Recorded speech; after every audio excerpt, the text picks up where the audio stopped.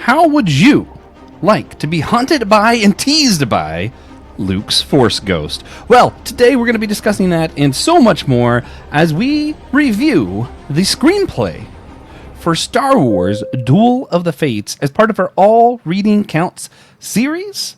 We're excited for this one. You know, all of our All Reading Counts, just a way for us to promote literacy and our local libraries. This episode talking about Duel of the Fates.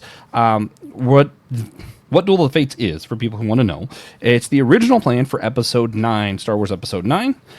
This is before Disney decided to make the Rise of Skywalker instead, which is the canon Episode 9. That means for this episode, we're assuming that people listening are at least familiar with the sequel trilogy of Star Wars going into the discussion. If anything I said so far sounds like mumbo-jumbo, that's what all of this is probably going to sound like. But if you've watched the sequel trilogy and you're like, okay, I know what you're talking about, cool, you're on the right page. I'm Joshua Noel. I am here with the reason for the season, if the season is any season that exists, the one and only TJ Tiberius One Blackwell. How's it going? Good. Yeah. And today we are excited to jump into it. But before we do anything else, we're going to shout out, what's the last thing you read that was a different piece of literature than the kind we're reading today? That wasn't a screenplay, which probably is anything you read. I assume you don't read a ton of screenplays. Not frequently. It's not, wake up every day, read a screenplay. That's pretty much only happened today, ever. Yeah. I mean, you could, though. They're short, it turns out. They are short. Probably a manga. It was probably Ichi the Witch. What's that about? Boy witch in a girl witch world. Well, shocking to some people. Half of my statement's going to be shocking, and half is not. The last thing I read was also a manga. The part that's not shocking is it was Kingdom Hearts 358 by 2 manga. Yeah, turns out, even if it's manga, if it's Kingdom Hearts, I still like it. I'm thinking this might end up being a gateway drug. Like, this is like the training wheels for me to learn how to read manga. Like, maybe if it's a story I already love, then I get used to the format, and then I can get new stories with the same format. Just kind of easing my way into it. Yeah, that's the goal. I probably could just read One Piece. I could? Yeah. That would take so long. Oh, man. But before we get into today's episode, I do want to remind, if you're on a laptop, please consider rating and reviewing our show on Podchaser or Good Pods. It's going to help our show gain recognition and make it easier to find in other search engines like Google and Yahoo, AOL, maybe, if that exists still. SG. Yeah. If you're on your phone, consider rating, reviewing, or commenting on our show on Apple Podcasts or Spotify, those apps that you're probably listening to this on. That's going to help prioritize our show in those apps' algorithms, again, which are where most people listen to podcasts. So thank you so much for your free support in advance. That only took you a couple seconds. It was super easy, but we appreciate it because it helped us a whole lot. Yeah. Also, we got to shout out our sponsors today. Shouting out Aaron Hardy. Aaron, you rock. Thank you so much for being one of our supporters. I want to let everybody else know, if you want your own shout out, you too can support our show for just $3 a month on one of the 3 platforms: Apple Podcasts, Captivate, or Patreon. Again, this is part of our All Reading Counts series. So if you want some more All Reading Counts, there is a link down in the show's description where you can see all of the episodes we've done about this. And I want to remind you, if you purchase any of our All Reading Counts merchandise or buy our Patreon content for this, because you can buy separately just the Patreon stuff that we put out for All Reading Counts. Whatever money we do make, we will be donating to local libraries. So, if you like libraries and like us, it's a 2-for-1. Mm-hmm. Mm-hmm. Yeah. It's not all local library. It's just my local library. So far, I think it's just been mine, and then specifically the library in Taylorsville, Kentucky. I donated to once because someone bought something. Pretty sweet. Yeah. Just a local library, depending on my mood, mostly. Unless, when you give a gift, you tell me specifically which library to donate to, then I'll just do that. Yeah. Unless you're like, donate it to Library of... We really, really, really hate TJ. I probably won't donate to that library. Actually, I might because it would be funny. But that's different. Yeah. We're not donating to the Library of Congress, though. Yeah, true. They get enough money. Yeah. But we are going to jump into today's episode. This is going to be a fun one. Duel of Fates, it's wild. I heard a lot about it. I've skimmed it before, but I never actually just sat down and read the whole thing until like last week, maybe. Did it specifically for this, so I'm going to have a lot of fun with it. Before we get into the script for the Star Wars that was never made, we want to talk about what is all reading counts and why we might think that that's a thing that matters. Perhaps. Mm-hmm. Yeah. So TJ, for you, or for, if someone's watching this or listening to this and they've never seen one of our all reading counts episodes before, how would you describe this initiative and what we mean when we talk about all reading counts? So it's kind of an effort to destigmatize the act of, saying, oh, I read a book, and then you read the audiobook version and people tell you that doesn't count. Yeah, it counts. Of course it counts. So that extends, obviously, to, comic books, manga, screenplays, anything, any reading. You're consuming written material, it counts. And if you're going to say it doesn't count, then you're just going to say no blind people have ever read anything ever. That puts you on the wrong side of history. So, yeah, don't be on the wrong side of history. They don't even have McDonald's over there. No, they don't. Yeah. But, I completely agree with everything TJ said. Weirdly enough, right now I've been going back through that 70s show. I say back through. I've never watched it before. My wife's going back through it, and I'm enjoying it for the first time. And it's really interesting how many times, because, since the 90s when that 70s show was made, confusing, I know. But since then, I feel like society's progressed a lot, so we don't have as much stigma, but the stigma exists. But it's still just really jarring to watch this, where like someone's talking about, oh, yes, I read a really great book, and then Eric or whatever is like, oh, yeah, me too, I read this comic, and everybody makes fun of them, because like, oh, that's stupid. And I'm like, man, I'm really glad that we couldn't do that on TV today, because like, I think it's important we destigmatize this because of all the benefits that reading has that can be experienced across these different things. We mentioned audiobooks. Studies show that people who listen to audiobooks have the same benefits that you get from other types of reading, or like comics, manga, all that kind of stuff. TJ, do you want to shout in any of the benefits you know from reading before I try to wreck my brain for what I remember? I mean, generally it's like increased wellness, depth of vocabulary, things that only matter if you're an elitist. But improved cognitive function late in life, that sort of thing. It's super beneficial for you to read to keep your brain healthy and active. It's a lot easier than most of the other paths to that. So, yeah. I well, because this isn't a science episode, I don't want to get too much into it. But when it comes to like Alzheimer's and like a lot of your mental decay kind of stuff we see, there's a lot of correlation between when we started watching TV instead of reading books, and a lot of correlation to sugar in our diets increasing exponentially as well, which is why Alzheimer's sometimes is referred to type 4 or type 3 diabetes. 4.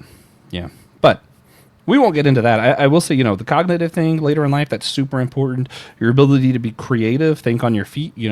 If you know like the kind of people who are like at work and suddenly they just found like a really you're like, wow, how did you come up with that? Well, they're probably a reader. Readers are more creative, and just general longevity of life is mentioned.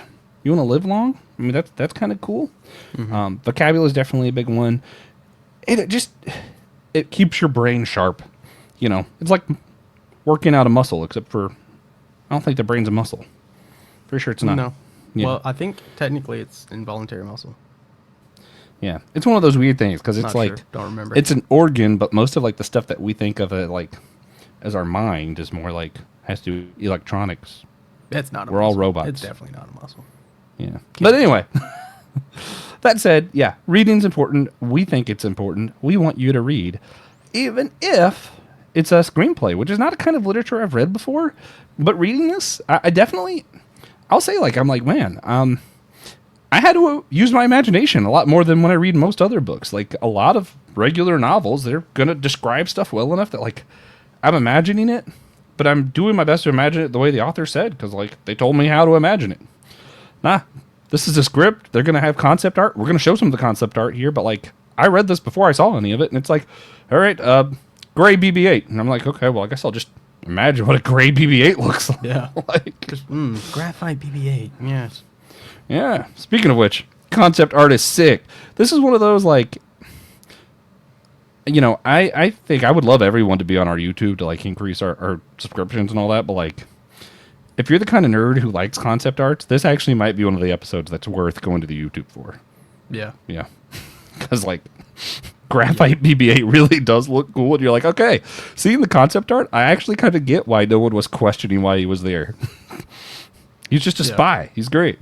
It's really funny. I wish they would have, at least done this and at some point. Just paint him gray. He'll fit right in. Yeah, man, it was great. I loved all of this, even from the very beginning, and then going through, like, even like it's talking about different type of stormtroopers that were like buff troopers or something. Like, what were they? Brute troopers. Brute troopers. Yeah, I have no idea what that could mean. I was just imagining a lot of phasmas. I don't know. Yeah, I mean that's kind of how they describe it. Yeah, so I mean, you definitely exercise your imagination a lot.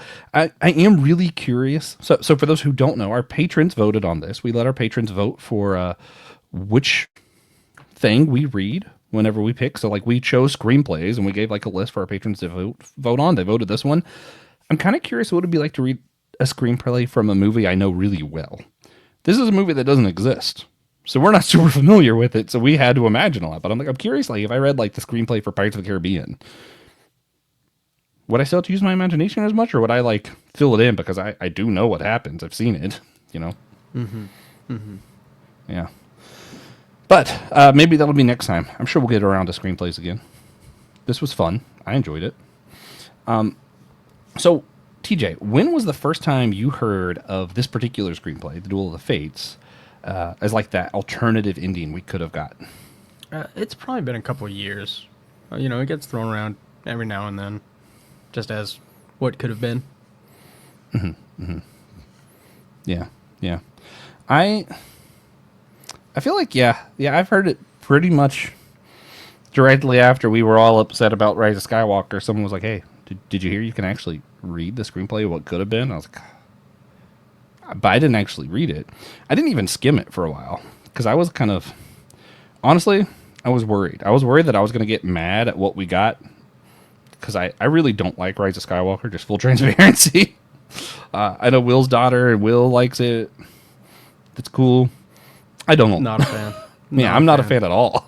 And I was just like, man, I feel like I'm going to read this other script and be angry, and I just didn't want to be angry. So I didn't even skim it. One of our other mutual friends, though, did, and was like, hey, you know that thing that we said would be really cool if, like, Luke was just, like, tormenting Kylo? And I was like, yeah. He's like, yeah, that happens. I was like, oh, of course it does. Yeah. Yeah. Luke's so funny. God, yeah. This, we're going to get into it later, but, like, this makes what Luke did in The Last Jedi make sense. Yeah. To me, The Rise of Skywalker ruined that really cool thing that Luke did. Yeah, I agree.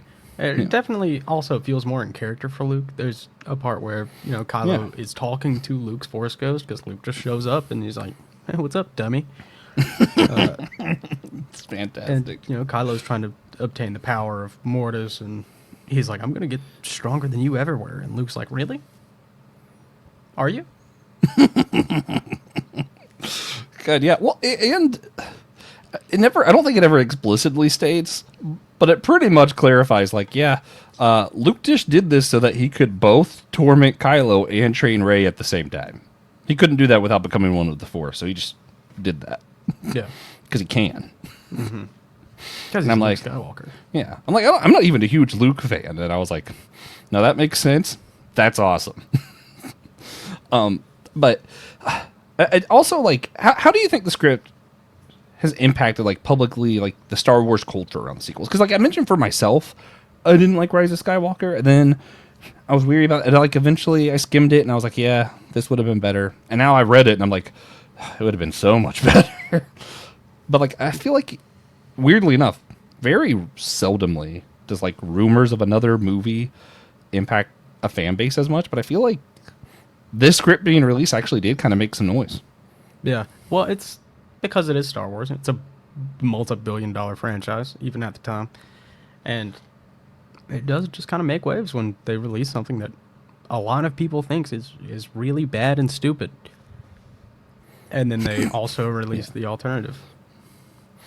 Yeah, yeah. Which That doesn't also, happen.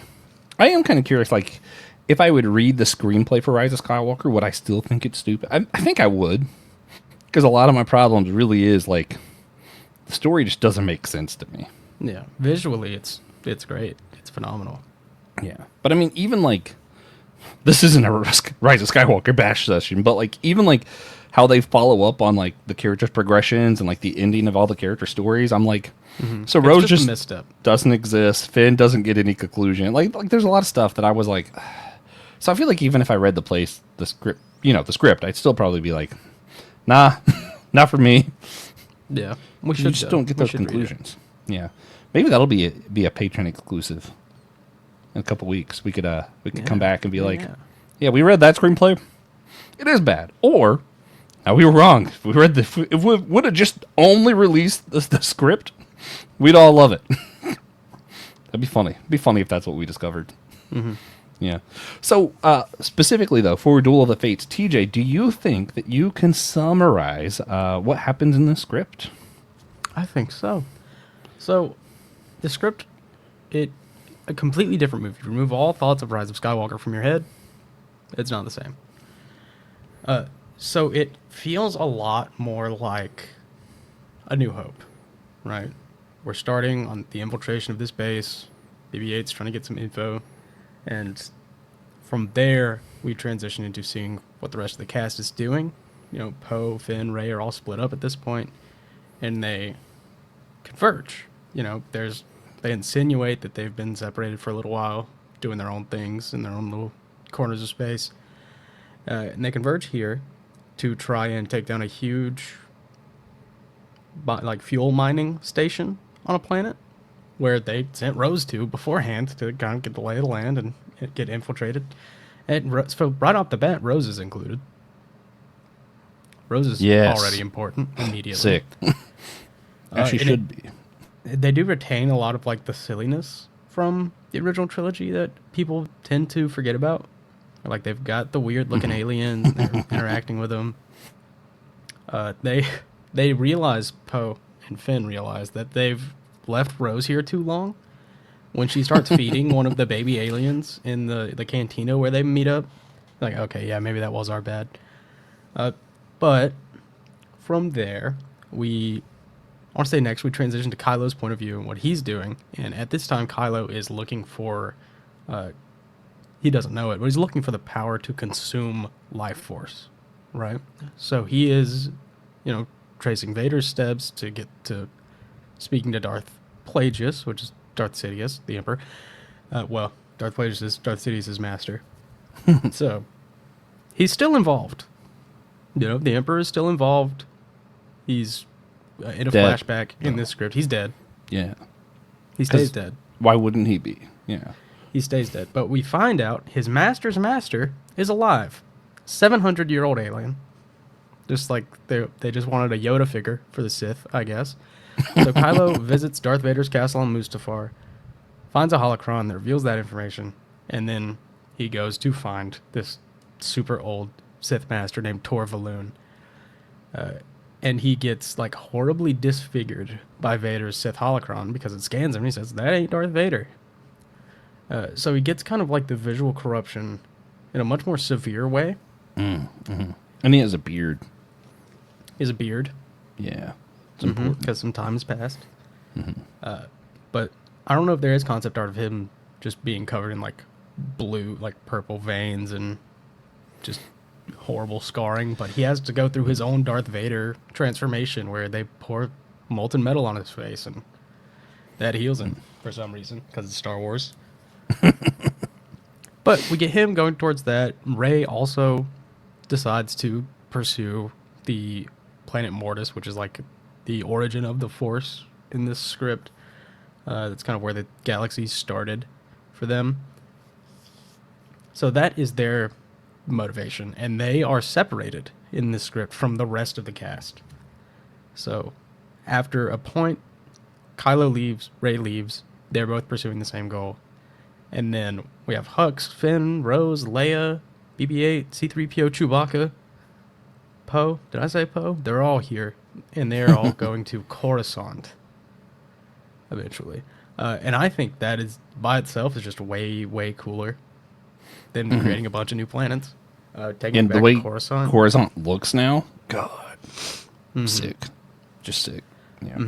So what it builds up to is this massive siege of Coruscant. Before that, they go to like the ancient Jedi temple on Coruscant to activate a beacon that will, connect the universe and allow them to break through the Imperial blockade on comms, because they blockaded the communications network so that the rebellion couldn't build. They can't talk to each other between planets, so the rebellion can't build. So Finn and Rose initially take this quest on to activate this ancient Jedi temple beacon. That's, they say, is from the Old Republic, which I love. Yeah. Little Old Republic love in this script. And it's super cool and awesome. So they get that fired up. And that's around the same time that Kylo Ren does obtain a good amount of power from Torvaloon, and he just stops it. He just stops it. He's immensely powerful. Yeah. You just can't now. Yeah, but after that beacon goes up, they decide, all right, well, let's siege the capital, the Imperial capital on Coruscant. So they build this rebellion on Coruscant to siege the capital. How'd they build it? Was it built on hope? It was built on hope and blue magic. Wow. Yeah. So, as Finn and Rose, Chewie, Leia organize this rebellion on Coruscant, Rey and Kylo are getting to this temple on Mortis to try and seize, like the origin of the Force, become the Force, essentially, in a living body. So we get there, super cool duel. Rey loses their first duel, goes blind, chases him down later after hearing Leia and Poe and Finn through the Force, because Rey has also reached this level of power that allows her to slip into oneness with the Force. So she blindfolds herself, goes and fights Kylo Ren. He still gets his little redemption arc, towards the end of his lifespan, where he tries to absorb, because that's the power he learns. If you're Legends familiar, that's what Plagueis taught. He learns how to absorb life force. And as he's trying to absorb Rey's life force, because it is immense, because she is the chosen one, he's like overwhelmed with the Force and its connectivity to his mother and his, enemies. And he's just kind of overcome with grief, and then he loses and he dies. I do think that could have been handled better. Wait, that's not... I don't think that's quite right. Unless I misread. Because didn't he drain her force to heal himself and it was fine? And then he went back into the cave, lost to a hallucination of Vader. Luke antagonizes him a little bit, and then he decides actually the right thing to do is to give the force back to Rey, and giving it back to her is what kills him. I might have read that too fast. I think. I might be wrong. You guys read for yourselves and tell us which one of us forgot or read too fast or skipped lines. Because I'm ADHD, and he reads fast. But I think... Could be either. while that's going on, Poe, Finn, they're sieging the capital, the Imperial capital on Coruscant, and they find out that it is a ship. They just built a big ship into the city. So Rose sneaks in, and she's, trying to disable its hyperdrive, because they're just going to launch it out of the planet to get away. And, I really do want everyone to go read this. I don't want to spoil it too much. The Empire loses, because it's Star Wars. Yeah. BB-8 has a huge role to play. R2-D2 gets killed. Temporarily. Super tense stuff. Because, he is a droid, But R2-D2 dies, and it's traumatic. It's the only good guy death. Except for, the very beginning. And then when you get to Coruscant initially. But that happens during the final battle. Chewie picks him up. Chewie takes a bunch of shots. Chewie lives because Chewie's awesome. Also, Chewie flies an X-Wing. Chewie flies an X-Wing. Good. Because throughout the script, he's mad that people keep calling the Millennium Falcon their ship, and it's his. They won't let him sit in his chair. But I love Chewie. Rose can't disable the hyperdrive. She just tweaks their navs so that when they take off and try and escape, they fly straight into another planet. So Rose, Beautiful. kind of saves the day. Hux kills himself, which came out of nowhere, kind of. I kind of get it. But we'll get to that later. Yeah, he impales himself with a Mace Windu's lightsaber. That part came out of nowhere. Like, why Mace Windu's like Pretty awesome. He just had a collection. Yeah. Mace Windu's was one of them, and he chose that one, which is sick. And then Chewie gets his medal. Rey briefly becomes one with the Force. She talks to Obi-Wan and Yoda and Luke.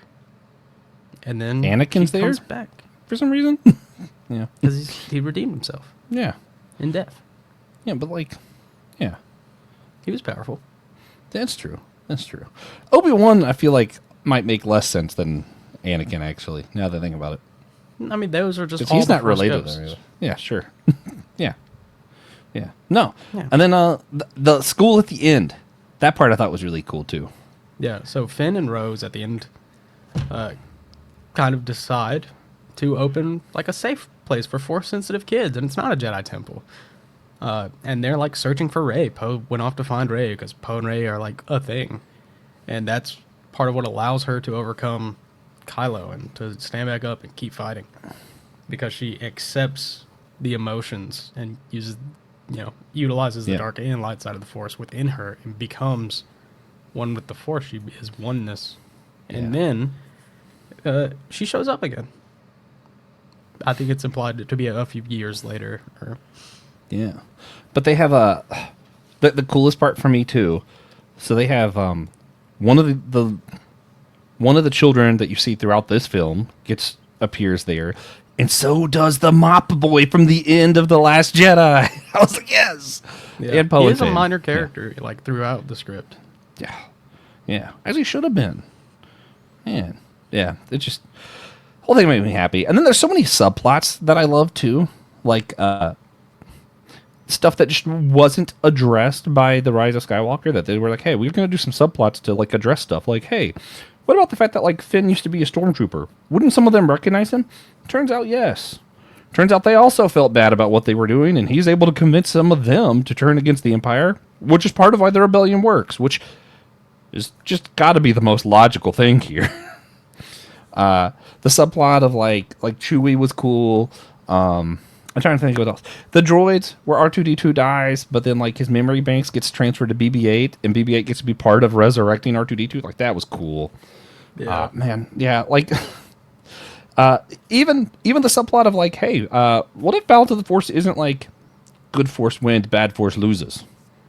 I always thought that made sense. That like maybe the Grey Jedi, right? Maybe like it's using all parts of the Force and our emotions and our wholeness for good. Force lightning, mind trick, Force push, all of it can be good, maybe. I thought that was cool, personally.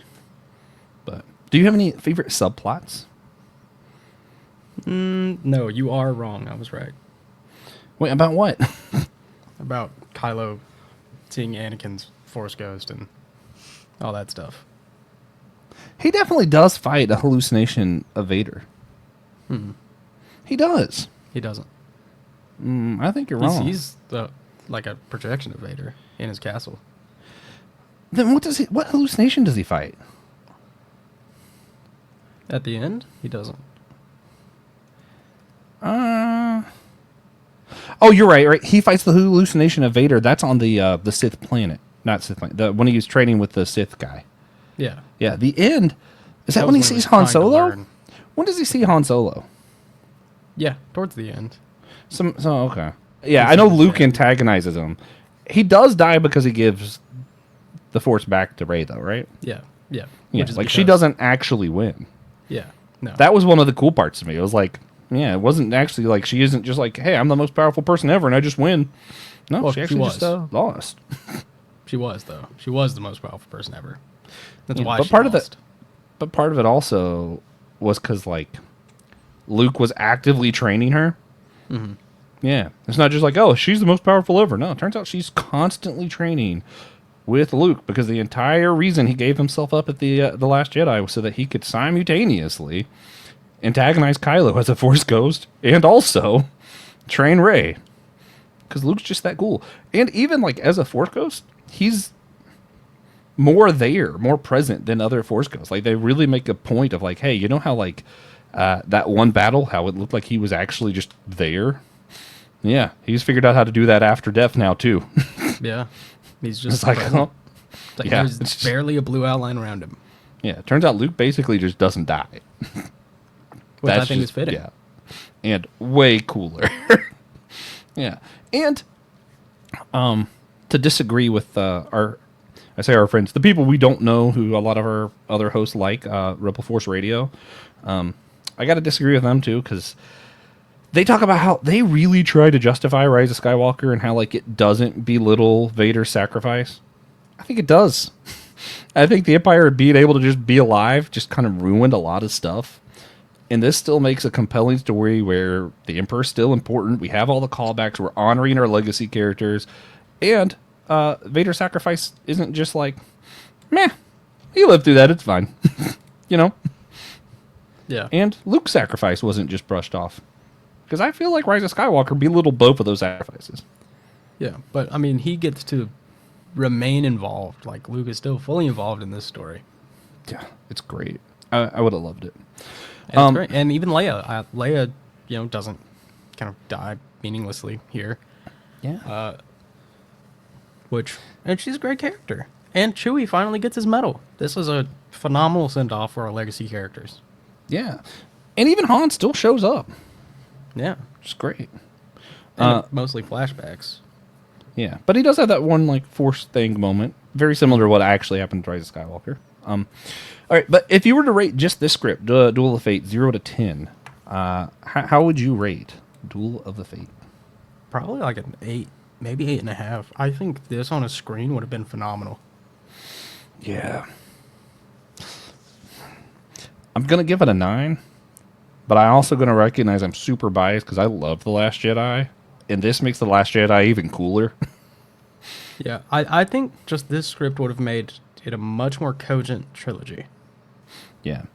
For context, how would you rate Rise of Skywalker? 4. Yep.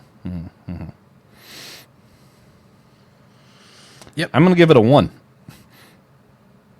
As I can think of some stuff I would rather watch, but there's not many things I would rather watch. Like, there's not many things that I'm like, yeah, Rise of Skywalker is better than that. Most things that I've seen I would rather watch than Rise of Skywalker. Yeah. Including The Room. I got to say, I would rather watch The Room than watch Rise of funny, Skywalker. Yeah, Room's because funny. it makes me laugh. Rise of Skywalker doesn't even make me laugh. It just makes me kind of sad, actually. Yeah. Yeah. But, I mean, it really is not the worst movie ever. Like, it's still fun to watch. There are good parts, I guess. It just There are some good overall, parts. The choreography I just would rather good. not see it. Yeah. And- I just think Duel of the Fates does everything better. Yeah, I agree. But speaking of things that it does better, so we're talking about Duel of the Fates. How do we feel about like the handling of legacy characters, places, objects, stuff like that? Because I know we mentioned some of it but like in this script, you mentioned that they're doing a little bit callback to like Old Republic and some of the legacy stuff. The holocrons and stuff from like the Clone Wars is brought up. Like there, and then we even have like legacy characters like R2-D2 dies in war, but then is brought back to life. Chewie finally gets his medal. Like, I don't know. For me, I'm going to say legacy characters and stuff are handled just supremely better. Even the places like Coruscant, how this depicts Coruscant actually makes me feel better about the prequels. Like, I know that's weird because I'm not a big prequels guy, but I'm reading this and I'm like, that's always been one of the big disconnects for my like imagination, I guess, is like you watch the prequels in Coruscant and like that's what Star Wars is. It's like high tech, nice society, whatever. And then all of a sudden in the original trilogy, you don't see any of that at all. Having this reference of like we're seeing the places that used to exist in the prequel and this is what the Empire did to it. I don't know, it really helps me a lot where I'm like, okay, I kind of feel like I understand Star Wars as a whole better, actually. Yeah, I think just Coruscant in general is like peak Star Wars environment to me, just because it's awesome. The population's like 80 trillion or something. Like, there's no land left on this planet. The entire planet is a city. It's awesome. That is pretty Super sick. cool. Yeah. There is one piece of land left. It's the very top of the tallest mountain that was on Coruscant, and it has its own plaza, and you're not allowed to touch it. Yeah, I didn't know that. That's super cool. Yeah, it's in the Clone Wars, I think. It was definitely in a few books. It might have been in the Clone Wars. Yeah. Somewhere. Is so I know there is a Force planet that's like the Springwell or whatever in Clone Wars, but do they reference this area of the Force, like the plane that they visit in the script? Is that referenced in Clone Wars at all? Oh, yeah. I thought so. More but than I couldn't reference, remember. but there you go there. They go there. Okay, so that place was canon beforehand, because I know some complaints that I've read about this script are like the Force shouldn't be a place you should be able to just go to, and I'm like, I'm pretty sure that's already canon. It's like that is just a thing. Yeah, like they meet the father and the daughter and the son of the Force. And Ahsoka, the whole big thing.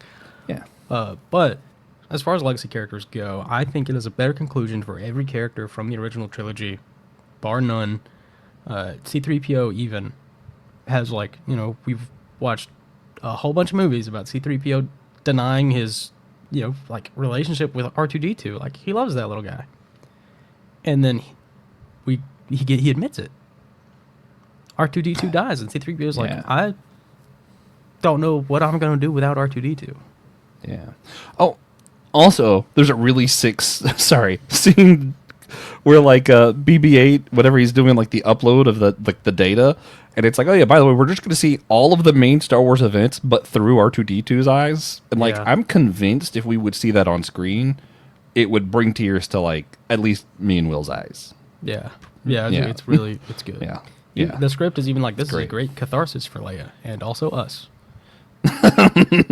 Also us. Yeah. Yeah, I do the script's less corny than Rise of Skywalker, but it's not corny at all, because it's definitely there, but it's all screenplay notes and direction. Like, it's not in dialogue.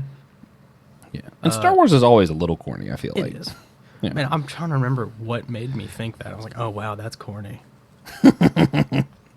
Oh, it was something about Hux. Hux, okay, also, I like how Hux... Well, let's go ahead and go there. The characters that were established in the sequel trilogy. I have a lot of complaints with Rise of Skywalker. Oh, I remember. Okay, go ahead.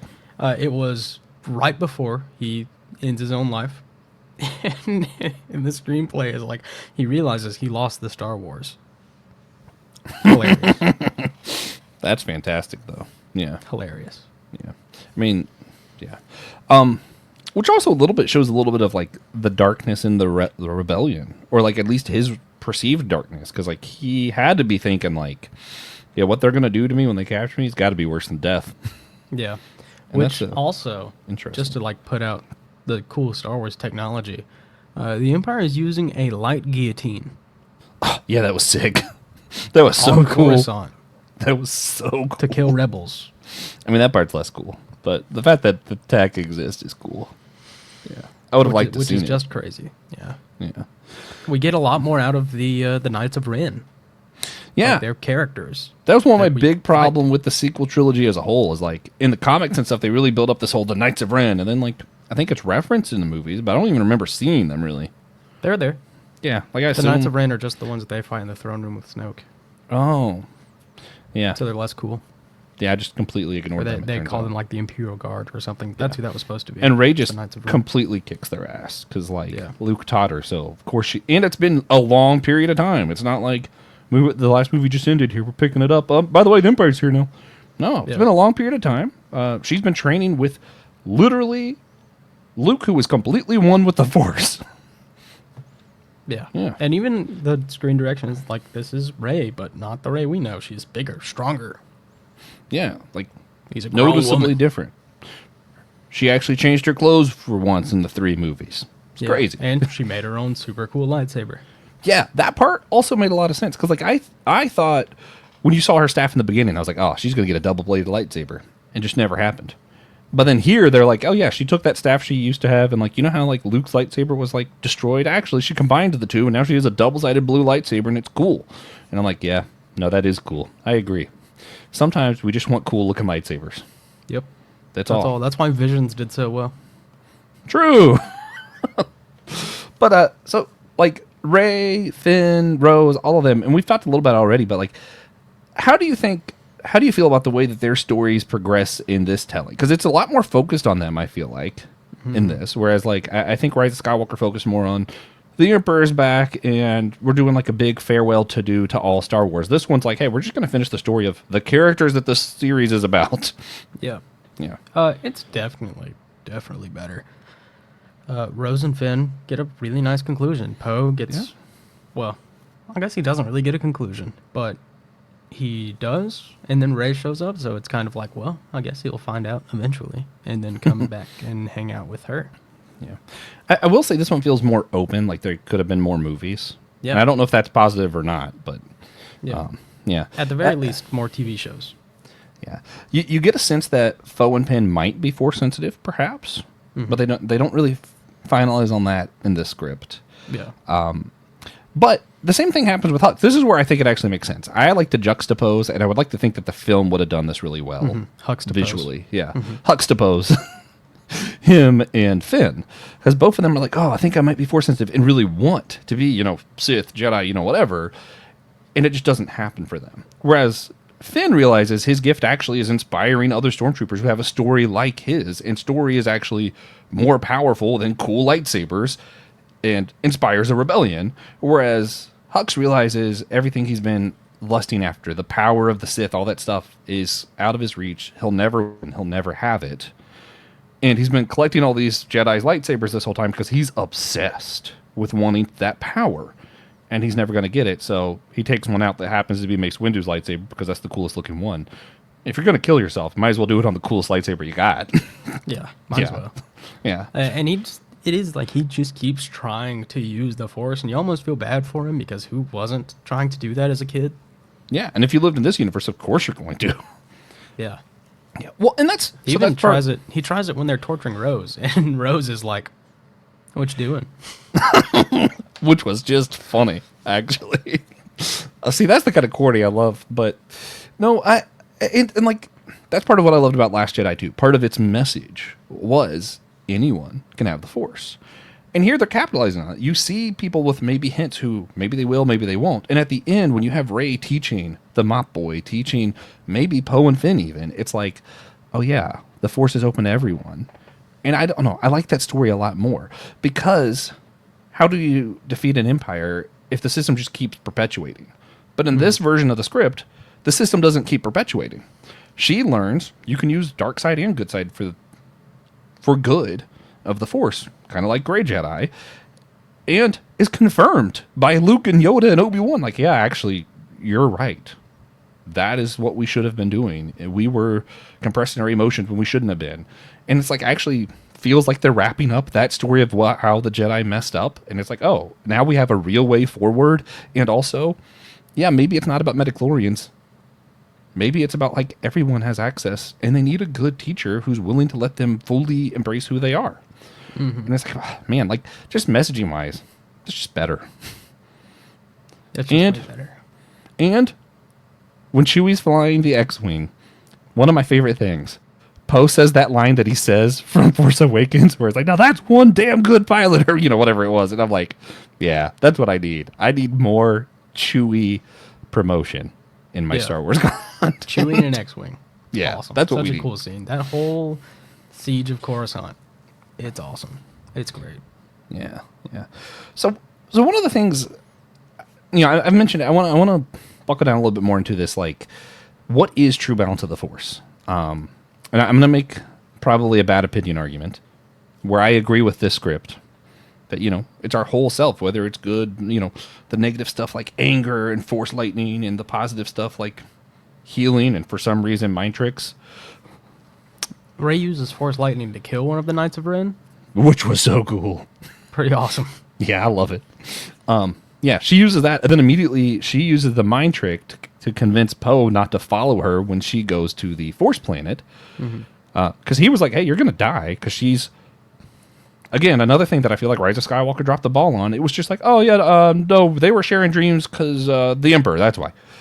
This film was like, yeah, no, they're going to keep sharing dreams. She sees his dream where he's trying to get to the Force planet in his lust of power, and she goes to stop him. And you're like, yeah, that just, yeah, That makes perfect sense. He goes crazy in a lust for power while also Force Ghost Luke is antagonizing him. And she's like, yeah, I should probably stop the new Emperor Supreme from fully having access to the dark side. Yeah. And that is part of Clear motivation. why I like that they reference the Old Republic a lot here, because one of the things that they do in Knights of the Old Republic 2, which is the best Star Wars game ever made, argue with a wall, except maybe Knights of the Old Republic 1. You have what's called a Force Link, and that's, it's a video game, so that's what they insinuate your relationships are building on, is these Force connections that you're making with people because you're Revan. Yeah. And you're just immensely powerful in the Force, so you're connecting with these people involuntarily, and they're compelled to follow you and do what you do and be more like you because your connection to the Force and to them is so strong. And gets to the point where his connection with Kreia, your connection with Kreia, is so strong that you feel it when her arm gets cut off. You feel it when she's in pain. And that's what Rey has. And that's what Rey develops with everybody throughout the course of this script, and has always had it with Kylo. Yeah. You also learn Rey's last name. It's Solona or Solono. Yeah. Solono. That was cool. I felt like unnecessary, but it was cool. Yeah, it was cool. Also, she's not the grandchild of the Emperor for absolutely no reason. She really is just a person because anyone has access to the Force. Hey, let's capitalize on the message. That's great. But I also really appreciate that when Kylo was dying, they didn't kiss. That was kind of cool. Glad that didn't happen. Yeah. Yeah, That's Poe stupid. Twice. 3 times. Which makes way more sense. But so back to the balance of the Force thing, though. I know that George Lucas has said the point always was balance was when the good side wins. And I'm just going to disagree with George Lucas. I hate to do that because, it's his property that he started. Yeah. Here's my argument, though. What he's doing with the Force is he was, what's that word? Appropriating. He was appropriating some of the religion of Taoism. That's why it's called the Force, because that's what the Tao is. It's just translated as the Force in English. And again, this is his story. It's cool. But if we're going to lean more into the source material, and we're looking at the Force and what's that origin, and we're going to be respectful of Taoism, that does mean you embrace your full self, all your emotions, the dark and the light side, but you do it for good. It's more about the motivation rather than, are you mystically part of this side or that side, So that's where I'm like, I get where George is coming from, and I think you can make a really solid argument, this is his property, so what he says is the balance, that's the balance. But I'm thinking, hey, we're moving past George Lucas in these films. We're moving to the next generation. And part of what film and culture has done as a whole better is we've been more respectful of that stuff that we used to appropriate or kind of mock a little bit even. And I like Star Wars doing the same thing. We're like, hey, let's just be genuine. Hey, this is what the Force came from Taoism, and this is how Taoism treats this stuff, so let's treat it the same way. Yeah, I think most other Star Wars properties at this point do kind of acknowledge that it's an actual true balance. Just by the definition of the word, balance. Yeah. Also, the Grey Jedi exist, and they're freaking cool. And if I remember right, in Legends, doesn't Luke do kind of the same thing? Mm-hmm. Yeah. So I'm like, Master Luke. Just makes sense. So, as a whole, when we're doing these episodes, we want to talk about the type of literature, which is weird to do when we're reading a script for a film, but still. TJ, curious, since this was never made into a film, we can actually do this a little bit more appropriately. How do you think the format hindered or enriched the story for you? Do you think if you would have watched it as a movie instead, or if it would have been a comic, it would have been different? Are you glad you read it as a script? Yeah, so I think when you're reading a book, you are, depending on the description that the author gives, you're imagining that scene, right? And it's most of the time it's largely up to you what it looks like. And reading it as a script allows you to kind of mold your thoughts into what it could have looked like, because you can emulate the style of the director of the movie. So it makes it a lot easier to kind of put it into perspective of imagining what this actual movie would have looked like. And I think it just gives you a very clear sense of what this could have looked like. And I like it. It benefits a lot from being a screenplay and not a novel. Yeah. Because this is designed to be a movie. Yeah. I mean, I agree. And even as a comic, like, I kind of like being able to visualize it for myself. Of course, I would have rather this film be made, but getting to visualize it for myself reading the script was actually just really fun. So I'm glad I got to experience it in this format. I'd be cool if they wanted to make a comic book or something of it at some point so we have more representation of the story, but I'm glad that I read this first. I do want to mention also, since we mentioned people who were making the film, this script was written by Colin Trevorrow and Derek Connolly. Trevorrow was going to be the director of the film if it had been made, which it was not. So there's that. Yeah. Yeah. So, yeah, I'm glad I read it this way. Before we start wrapping up, so this year on our podcast, we've been doing like polarization as our annual theme and trying to find the good as like our big, series we've been doing each month. I kind of want to ask you, since we're doing a lot of comparison of Duel of the Fates and Rise of Skywalker in this episode, since, Rise of Skywalker is what we got, Duel of the Fates is what we could have got for Star Wars Episode 9. If you had to pick the best thing and the worst thing about both scripts, what would you say? You want me to go first since I put you on the spot? I definitely think the best thing about the Duel of the Fates script is Kylo and Rey's final, battle. That whole scene. Yeah, it sounds super sick. I think that's way better, more thematically fitting for Star Wars because it's a lot more similar to the final battles that we get in trilogies of Star Wars. They're, even when they are just straight action, awesome lightsaber fighting, even then, when it was Obi-Wan and Anakin, it's a lot more about what's going on inside, and it's a lot more thematically relevant than actionably relevant, It's not just to look cool, there's also a lot of deep motivations behind it, and there's a lot of meaning in the battle. I think that's done really well in Duel of the Fates. It's much, much better than the final confrontation in Rise of Skywalker, in my opinion. Mm-hmm. Yeah, I agree. The worst part of Duel of the Fates is something.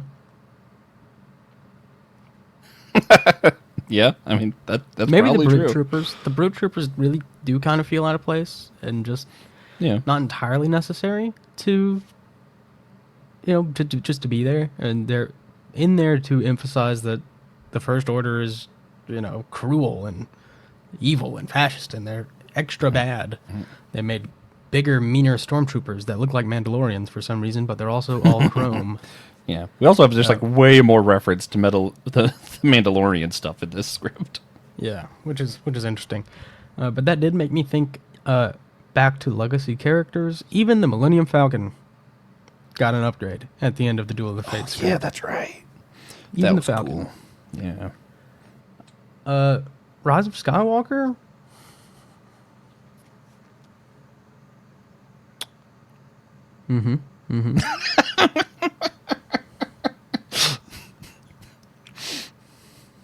I want to like the Jeopardy music. It's a cool ensemble.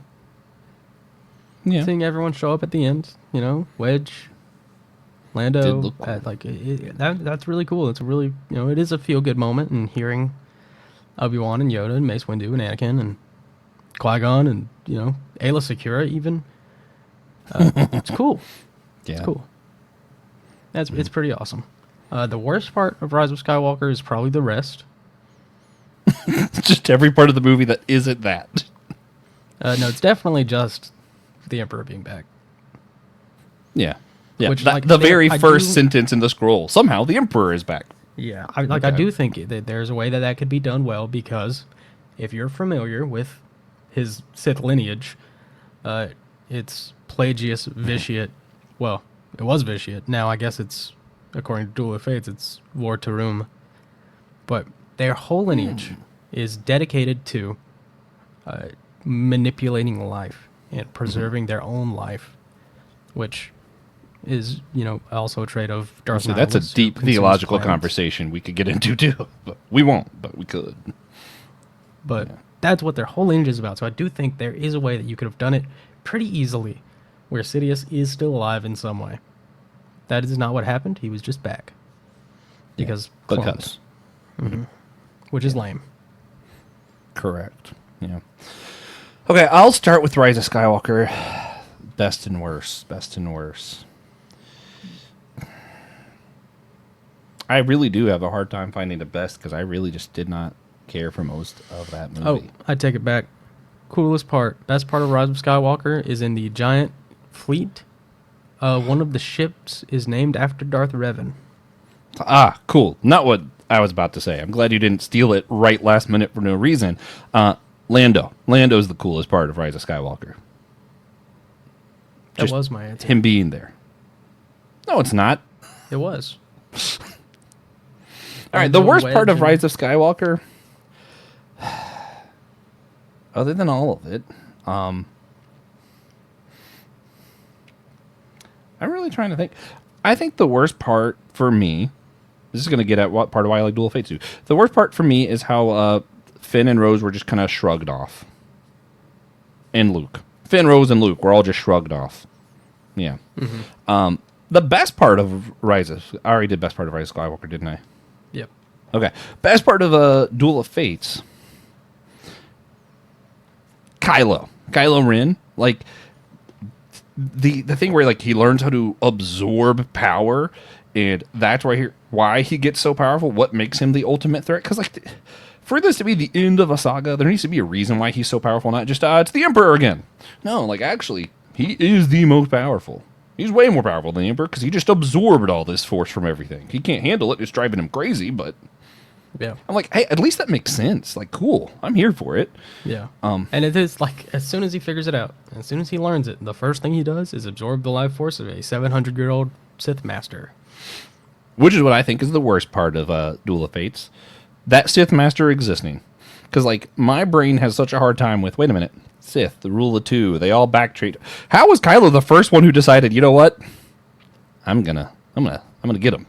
No, they got you there. Because he says when Kylo gets there that he is not a Sith Lord. Like that's not a lot he associates with anymore. That's not him. He is Vortarum. He's not even Vortarum. He says, I used to go by that name. Shoot, you're right. Man, the worst part.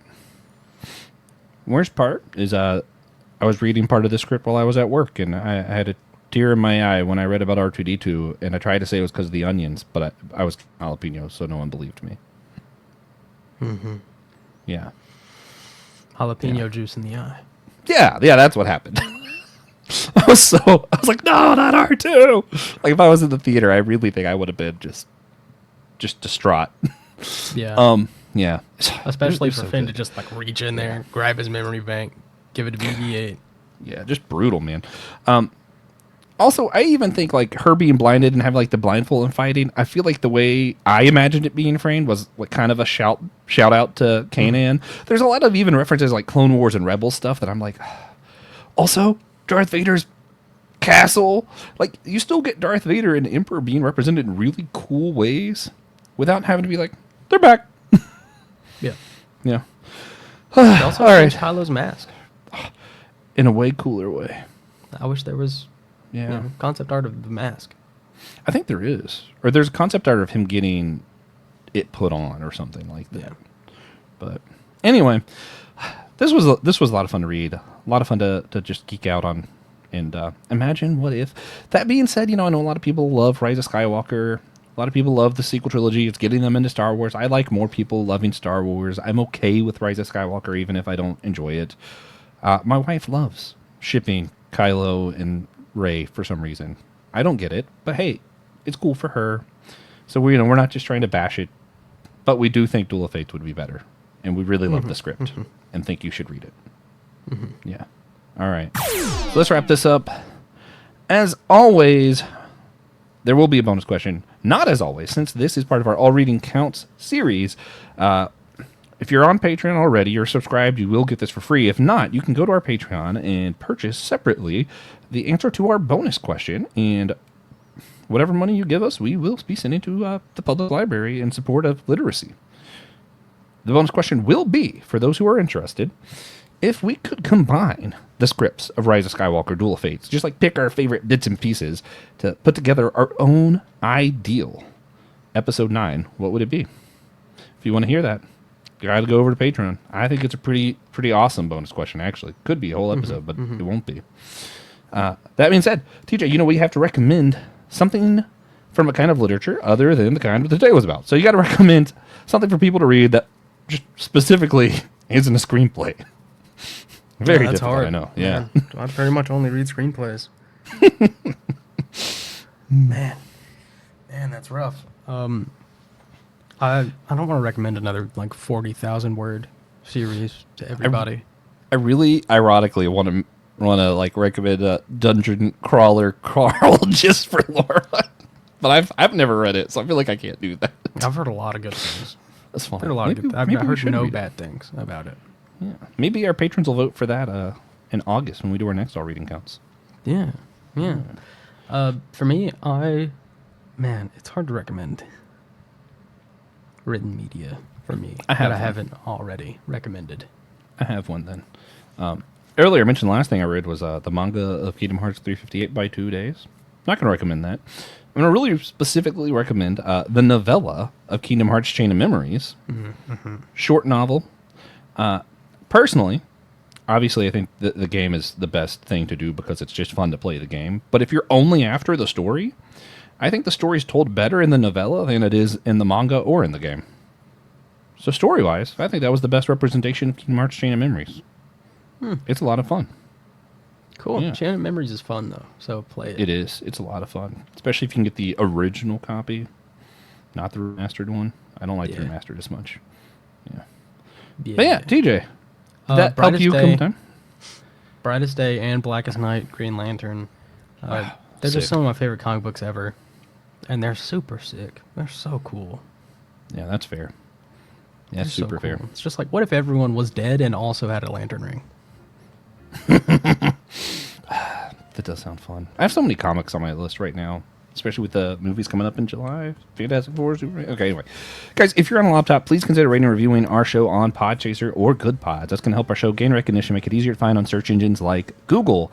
If you're on your phone, consider rating, reviewing, or commenting on our show on Apple Podcasts or Spotify. That's going to help prioritize our show in those algorithms, which is where most people listen to podcasts, Apple Podcasts and Spotify. So thank you again so much for your free support. And just those couple seconds that you take to rate and review us on Apple Podcasts, Spotify helps the show so much. More listeners. It's kind of why we do this, for people to listen. Also because we like to talk to each other, but that's not important. Also want to thank our supporters from Apple Podcasts, Captivate, and Patreon. Today we're specifically shouting out Aaron Hardy. Aaron, you rock. And I hope camp goes well.